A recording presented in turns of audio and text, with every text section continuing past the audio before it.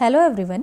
तो हम कवर कर रहे हैं इथिक्स और एथिक्स में वैल्यूज़ पढ़ रहे हैं और वैल्यूज़ का ये सेकंड क्लास है। इससे पहले की सारी टॉपिक्स कंप्लीट हो चुकी है, तो आप प्लेलिस्ट में जाकर के चेक कर सकते हैं, ठीक है, अगर आप ये सीरीज़ फॉलो कर रहे हैं तो।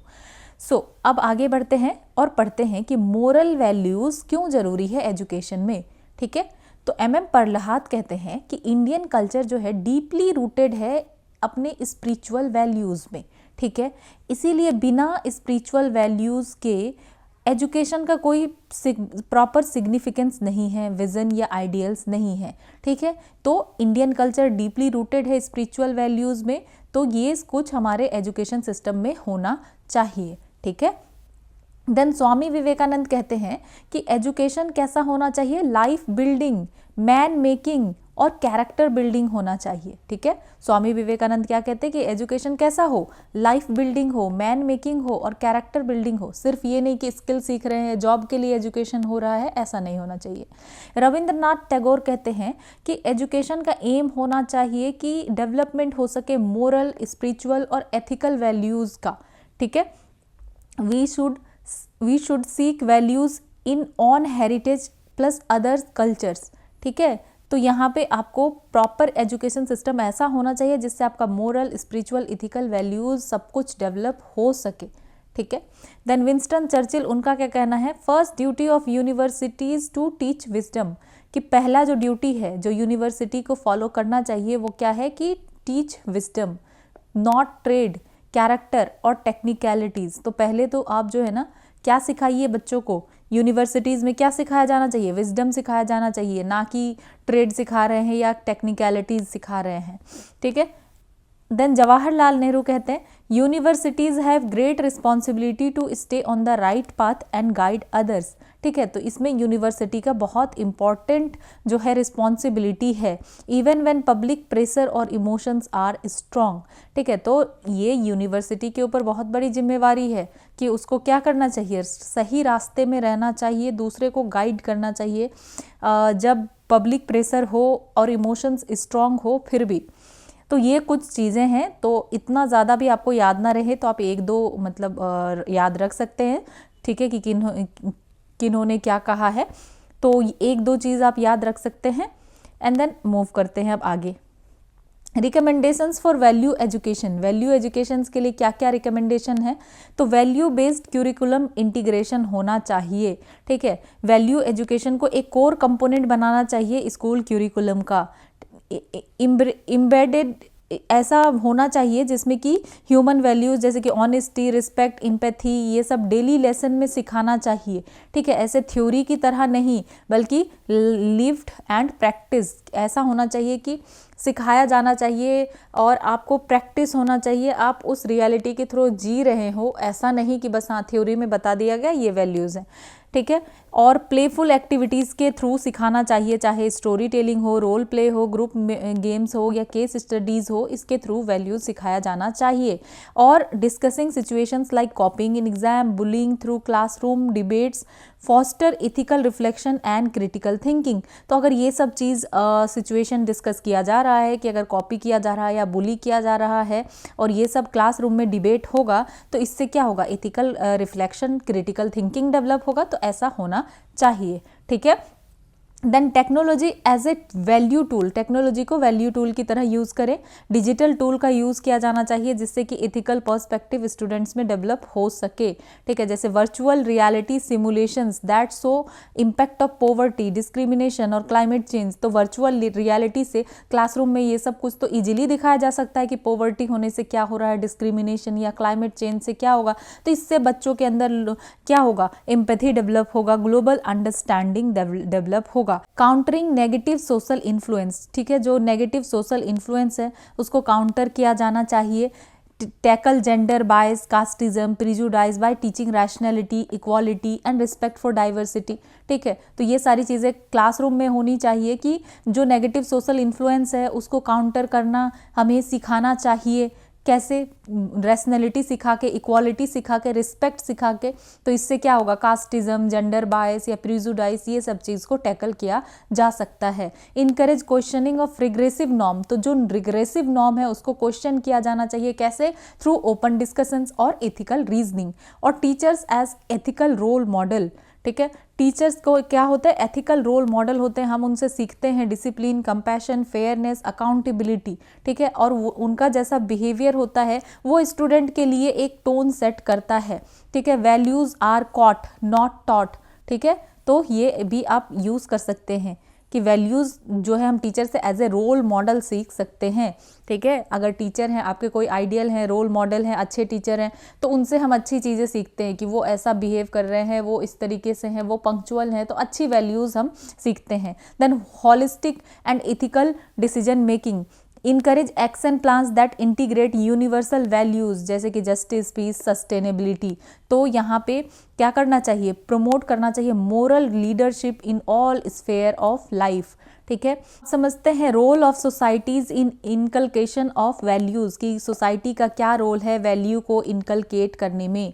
तो सोसाइटी क्या है, एक इनफॉर्मल लर्निंग स्पेस है। जैसे आप फैमिली से इनफॉर्मली सीखते हैं, तो सोसाइटी भी इनफॉर्मल लर्निंग स्पेस है, ठीक है। सोसाइटी यहाँ पे non institutional value education provide करता है, कैसे, थ्रू शेयर्ड इंट्रैक्शन। सोसाइटी से जो आप इंट्रैक्ट करते हैं, जो कस्टम्स है, जो एक्सपेक्टेशन है, तो इससे एथिकल ग्रोथ प्रमोट होता है एकेडमिक सेटिंग्स के बाहर, ठीक है। जैसे अगर सोसाइटी जहाँ पे वॉलंटियरिंग को इनकरेज किया जा रहा है, तो इंडिविजुअल के अंदर भी रिस्पॉन्सिबिलिटी और एम्पैथी डेवलप होगा।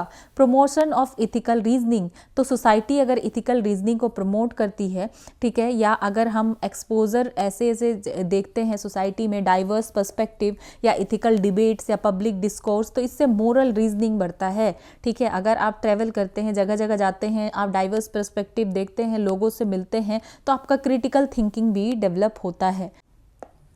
तो ये क्या इनकरेज करता है, encourages critical thinking and open mindness. जैसे एग्जांपल अगर देखें, social movements like Fridays for future, तो इसमें यूथ भी पार्टिसिपेट कर रहे हैं, तो क्लाइमेट एथिक्स बढ़ रहा है। Then constructive role of society, तो सोसाइटी का कंस्ट्रक्टिव रोल भी होता है, ठीक है। जैसे कि सोसाइटी का भी एक एथिक्स है, सोसाइटी रूटेड इन ट्रूथ, की सत्य बोलना चाहिए, नॉन वायलेंस, अहिंसा और कंपैशन, करुणा, तो इससे पीसफुल कोएग्जिस्टेंस जो है होता है। सेलिब्रेट करता है सोसाइटी प्लूरलिज्म को और टॉलरेट को प्रमोट करता है, ठीक है। अगर एग्जाम्पल देखें महात्मा गांधी का फिलॉसफी, तो उनके फिलॉसफी ने फ्लरिश किया कि सोसाइटी को जो है क्या होना चाहिए, सोसाइटी में डीपली स्पिरिचुअल और मोरल वैल्यूज़ होने चाहिए। देन ये तो हमने कुछ अच्छी चीज़ें देखी। देन डिस्ट्रक्टिव रोल भी हो सकता है सोसाइटी का, ठीक है। कैसे, अगर अनएथिकल एक्ट को नॉर्मलाइज किया जा रहा है, तो यहाँ पे जो कलेक्टिव एथिकल स्टैंडर्ड बना हुआ था कि हम सबको ये रूल है, ये फॉलो करना है, तो ये क्या हो जाएगा, रिड्यूस हो जाएगा। एग्जाम्पल अगर देखें तो जो छोटा मोटा करप्शन है, ठीक है, पेटी करप्शन है, उसको वाइड स्प्रेड देखे तो सोसाइटी में एक्सेप्टेंस मिल चुका है कि ठीक है अपना काम करवाना है, बर्थ सर्टिफिकेट बनवाना है, ठीक है ब्राइब दे दो। तो इससे क्या हो रहा है, पब्लिक ट्रस्ट इरोड हो रहा है, ठीक है। सोसाइटल इंडिफरेंस की वजह से क्राइम में इंक्रीज देखने के लिए मिल रहा है और सोशल डिके, ठीक है। Then transmission of cultural and ethical heritage, तो सोसाइटी एक बड़ा रोल प्ले करता है, जो भी ट्रेडिशन है उसको प्रिजर्व रखने में, उसको फिर आगे लेकर जाने में, ट्रांसमिट करने में, ठीक है। ये इनकरेज करता है society emotional development, neighbourhood bonding, spiritual growth, ये सब कुछ हम लोग सीख सकते हैं सोसाइटी से, ठीक है। देन सोसाइटी एम्फसाइज करता है फेस्टिवल्स ऑफ हार्मनी, ठीक है। जैसे कि गणेश चतुर्थी प्रोसेसन जो है वो इको अवेयरनेस के साथ अगर किया जा रहा है जिस सोसाइटी में, तो ये क्या प्रमोट कर रहा है, इको कॉन्शियसनेस प्रमोट कर रहा है, ठीक है। Then role in combating social evils, तो सोसाइटी अगर collective awareness and struggle collectively कर रहे हैं, तो काउंटर कर सकते हैं कास्टिज्म को, जेंडर डिस्क्रिमिनेशन को और कम्युनलिज्म को, ठीक है। जैसे कि सेल्फ रिस्पेक्ट मूवमेंट तमिलनाडु में हुआ था, तो वहाँ क्वेश्चन किस चीज़ को किया गया था, कास्ट हायरार्की को प्रमोट किया गया था, सोशल इक्वालिटी को। Then shared value for social cohesion, common cultural value जो है एक ग्लू की तरह काम करता है for unity and stability. Shared custom जो है give people a sense of identity and belonging, कि एक ही अगर आप सोसाइटी में है, सेम कल्चर है, तो इससे लगता है कि ठीक है हमारी जो है एक आइडेंटिटी है, एक बिलोंगिंग है। देन सोसाइटी में भी आपको रोल मॉडल्स मिल सकते हैं। कौन मिल सकते हैं सोसाइटी में? जैसे टीचर्स हो गए, सोशल वर्कर्स हो गए, सेलिब्रिटीज़ है, या कोई स्पिरिचुअल लीडर है जो इन्फ्लुएंस कर रहा है public ethics through credibility and visibility. ठीक है, एग्जाम्पल अगर देखें तो doctor APJ Abdul Kalam life, और उन्होंने जो वैल्यू अपने लाइफ में लाइफ लॉन्ग रखा, तो वो यूथ को इंस्पायर करता है अक्रॉस इंडिया, सभी को इंस्पायर करता है, स्पेशली यूथ इंस्पायर ज़्यादा होते हैं। देन फॉर्मल एंड इनफॉर्मल री इन्फोर्समेंट मैकेनिज्म, लॉज अगर हम फॉर्मल बोल रहे हैं और इनफॉर्मल बोल रहे हैं, तो जो फॉर्मल है ठीक है वो क्या है? लॉज है। एंड पब्लिक ओपिनियंस जो है या सोशल शेम है, तो ये क्या है? इनफॉर्मल है। तो ये भी एक तरीके से इथिकल बिहेवियर को अपहोल्ड रखता है, क्योंकि कभी लोग गलत इस वजह से भी नहीं करते हैं क्योंकि उनको लगता है कि लोगों के सामने आ गया तो लोग हमारी बुराई करेंगे, या शेम है, शर्म की बात है, तो हम ऐसा नहीं करते हैं। तो इस तरीके से जो हार्मफुल प्रैक्टिसेस को डिस्करेज किया जाता है। ठीक है, जैसे कि social boycott of manual scavenging practices in progressive villages shows collective moral rejection. तो इसको अच्छे चीज के लिए भी यूज किया जा सकता है ना, जैसे कि अगर मैनुअल स्कैवेंजिंग हो रहा है उसके लिए सोशल बॉयकॉट अगर किया जा रहा है, तो ये एक कलेक्टिव मोरल रिजेक्शन है। ठीक है, ये हमने देखा कि ठीक है सोसाइटी अब कैसे वैल्यू में सोसाइटी का क्या रोल है। अब हम समझते हैं कि कौन से ऐसे फैक्टर है जो कंट्रीब्यूट करता है इरोजन ऑफ वैल्यूज में। ठीक है, तो भगवत गीताज एथिकल वार्निंग, तो गीता क्या यहाँ पे हमें मैसेज देता है कि जो आपका डिजायर है, ठीक है, काम, एंगर, क्रोध एंड ग्रीड, लोभ are the gateways to hell. मतलब अगर आप अपने डिज़ायर पे कंट्रोल नहीं कर सकते, एंगर पे और ग्रीड पे, लोभ पे, तो ये गेटवेज ऑफ हेल है। देन गांधी जी का 7 सोशल सिंस, वो कहते हैं कि किस तरीके से वैल्यू का इरोजन हो सकता है। तो अगर आपके पास वेल्थ है without work, wealth without work, तो अनफेयरली अगर आपके पास वेल्थ है, करप्शन करके आया है, रेंट सीकिंग वगैरह से, तो वेल्थ विदाउट वर्क, तो ये क्या है? गांधी जी का 7 सोशल सिंस जो है वो बताता है कि आप बिना काम के आपके पास अगर वेल्थ है। देन प्लेजर विदाउट कंसाइंस, कि आपके पास प्लेजर है लेकिन आपका कंसाइंस नहीं है, तो आप क्या कर सकते हैं? अथॉरिटी का मिसयूज कर सकते हैं, इनसेंसिटिव बिहेवियर आप सिटीजन के टुवर्ड कर सकते हैं, क्योंकि आपका इनर कंसाइंस तो कुछ भी नहीं है और आपके पास प्लेजर है।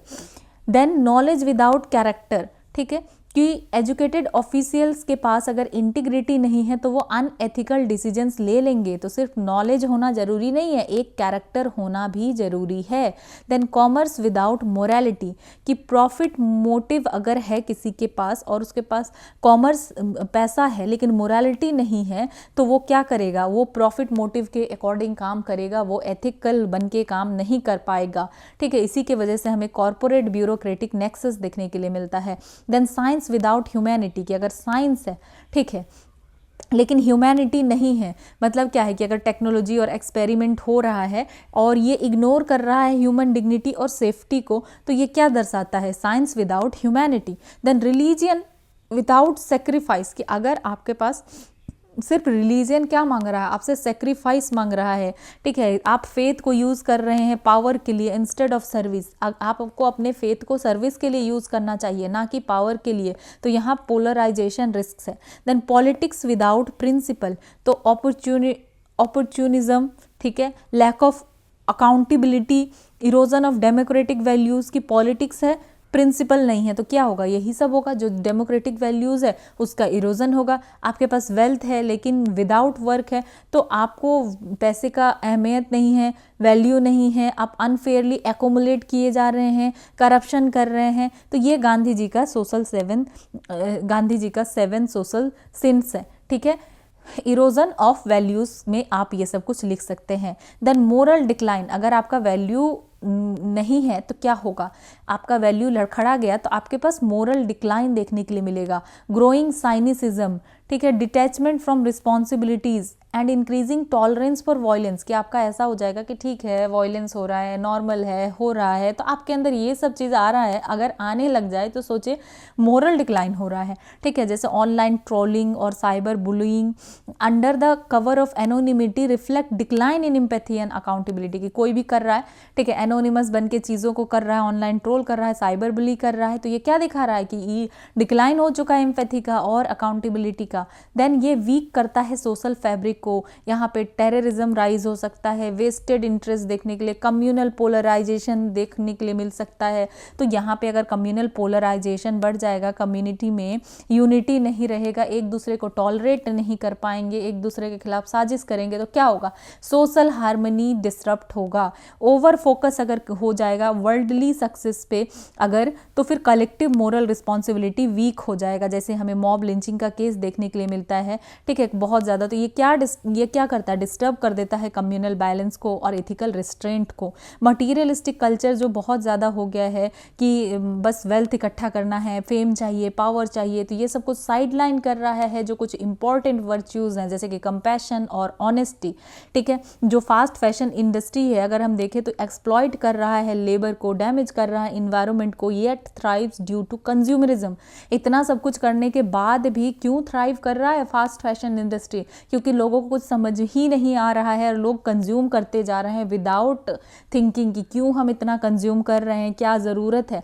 ठीक है, then silence on social issue, अब ये भी एक चीज़ है। ठीक है, अगर कोई कुछ बुरा नहीं कर रहा है लेकिन वो हर सोशल इशू पे चुप है, उसका कोई ओपिनियन नहीं है, वो किसी का साथ नहीं दे रहा है, वो गलत को गलत नहीं कह रहा है, तो ये भी आपका वैल्यू का इरोजन हो गया है। ठीक है, ठीक है, तो रिलीजियस और कल्चरल लीडर्स जो हैं ये ऑफन अवॉइड करते हैं मोरल रिफॉर्म को, क्योंकि उनको लगता है बैकलैश आ जाएगा, तो इससे क्या हो रहा है, इथिकल स्टैग्नेशन हो रहा है। ठीक है, जैसे reluctance to condemn honour killings और caste based violence in conservative circles. ठीक है, तो अगर जो पावर में है और रिलीजियस और कल्चरल लीडर्स वही ये नहीं कर रहे हैं कि ठीक है, कंडेम नहीं कर रहे हैं ऑनर किलिंग को या कास्ट बेस्ड वायलेंस को, तो इससे क्या होगा, तो अनइथिकल प्रैक्टिस होता ही रहेगा, परसिस्ट करेगा। सोशल मीडिया का अगर मिसयूज हो रहा है, कुछ प्लेटफॉर्म प्रमोट कर रहे हैं fake news, deep fake, extreme content, तो इससे पब्लिक का ट्रस्ट वीक होगा और मोरल कन्फ्यूज़न बढ़ेगा।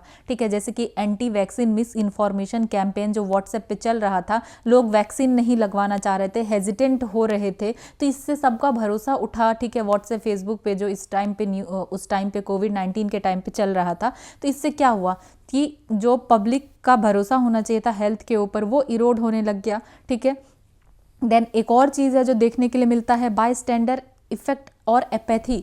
ठीक है, तो ये बायस्टैंडर एपैथी का क्या मतलब है कि यहाँ पे लोग क्या सोचते हैं कि एक मैं ही नहीं हूँ, काफ़ी सारे लोग और भी हैं, मैं नहीं कर रहा हूँ तो क्या हुआ, कोई और कर लेगा मेरी जगह। तो कोई जो है ये सोच रहा है कि काफ़ी ज़्यादा नंबर है, more the number of bystander less likely anyone helps, showing erosion of social responsibility. तो सारे लोग अगर यही सोच रहे हैं कि ठीक है मैं नहीं कर रहा हूँ तो कोई और तो है, और लोग हैं वो भी तो कर सकते हैं, तो सब लोग यही अगर सोचेंगे कि ठीक है और कोई है वो कर लेगा, तो जितना नंबर ऑफ बाय स्टैंडर बढ़ेगा, कोई किसी का हेल्प नहीं करेगा, तो यहाँ पे इरोजन होगा सोशल रिस्पॉन्सिबिलिटीज़ का।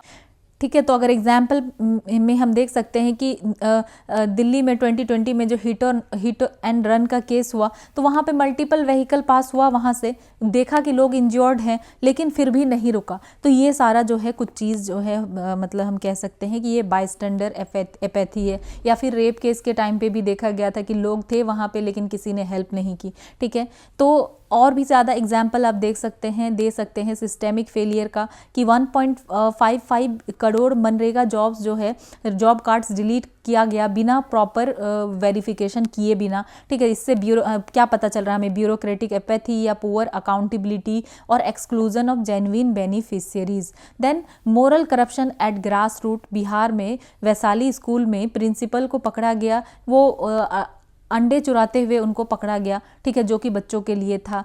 तो ये कुछ चीज़ हैं। देन एक एग्जाम्पल आप हिस्ट्री से भी लिख सकते हैं चाणक्य बिंदुसार के बारे में, कि जब प्रिंस बिंदुसार ने एक हार्श जजमेंट को डिलीवर किया तो चाणक्य ने उन्हें डांटा, उन्हें करेक्ट किया, उन्हें समझाया कि पावर विदाउट कंपैशन क्या है, एक टायरेनी है। ट्रू लीडरशिप डिसिप्लिन और काइंडनेस में ही है। ठीक है, अब देखते हैं कि अगर मोरल इरोजन सिविल सर्वेंट्स में हो जाए तो क्या क्या होगा। सबसे पहले समझते हैं कि रीजंस ऑफ मोरल इरोजन, क्या क्या कारण है क्यों मोरल इरोजन हो जाता है। ठीक है, तो ब्यूरोक्रेटिक इनएफिशिएंसी, ओवरलैपिंग डिपार्टमेंट है, रेड टेपिज्म है, अनक्लियर अकाउंटेबिलिटी है। तो इससे इथिकल रिस्पॉन्सिबिलिटी की अगर काफ़ी सारे डिपार्टमेंट है तो हर कोई यही सोच रहा है ठीक है वो डिपार्टमेंट में भी आ रहा है वो भी कर लेगा, क्योंकि यहाँ ओवरलैप है। तो इसके वजह से इथिकल रिस्पॉन्सिबिलिटी डाइल्यूट हो रहा है। जैसे कि डिले इन डिसबर्सिंग मनरेगा wages due to poor coordination. तो जब मनरेगा इस तरीके से चल रहा है तो क्या होता है, यहाँ देखा गया कि काफ़ी बार वेजेस जो है डिले हो रहा है क्योंकि पुअर कोऑर्डिनेशन है सेंटर और स्टेट में। Then evasion of responsibility. ठीक है, इवेजन ऑफ रिस्पॉन्सिबिलिटी कहने का मतलब है ये जो कल्चर है और ब्लेम शिफ्टिंग। ठीक है, जहाँ पे क्रेडिट तो ले लिया जाता है, क्लेम कर लेते हैं लोग, लेकिन अकाउंटेबिलिटी जब आती है तो फिर ठीक है ये मैंने नहीं किया, ये उसने किया, तो इस तरीके से डालने लगते हैं। ठीक है, जैसे कि ट्रेजिडी हुआ था जो मोरबी का ब्रिज कोलैप्स हुआ था, तो ये दिखाता है कि हाँ ठीक है गैप है यहाँ इथिकल अकाउंटेबिलिटी में अमंग ऑफिशियल्स। ठीक है, then social tolerance of corruption. अब सोशल टॉलरेंस आ चुका है लोगों के बीच करप्शन के लिए, करप्शन को सोसाइटी ही नॉर्मलाइज कर रही है। यहाँ पे लैक ऑफ आउटरीच देखने के लिए मिल रहा है, जो भी अनइथिकल एक्शन हो रहा है लोगों को लग रहा है अच्छा ठीक है 500, 1000, 2000, 4000 ठीक है लेंगे ही, मेरा काम हो जाना चाहिए, तो सोसाइटी भी नॉर्मलाइज कर रहे हैं। ठीक है, normalisation of bribe in lower bureaucracy, especially lower bureaucracy में जो बेसिक सर्विस के लिए जैसे राशन कार्ड के लिए, पेंशन के लिए, किसी और चीज के लिए कुछ बनवाना है उसके लिए, ठीक है ये देखा जाता है।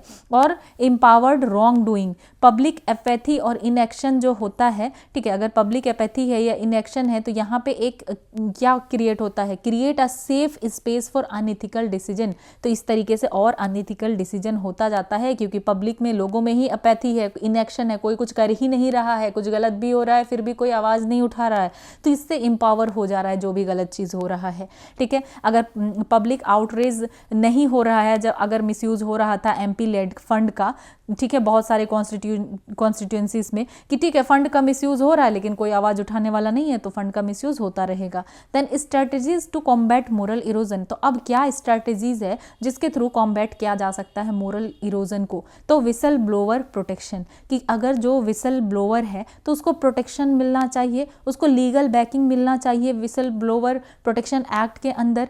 ठीक है, ताकि उसकी जान बच जाए या उसकी इंटीग्रिटी को कोई खतरा ना हो।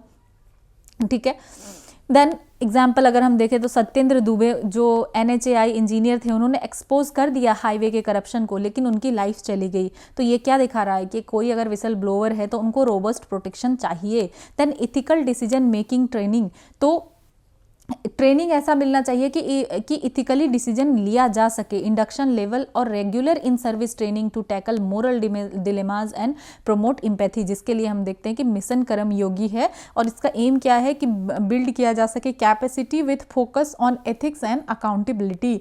Then transparency initiatives, mandating recorded reasons for decisions. ठीक है, proactive disclosures under RTI act.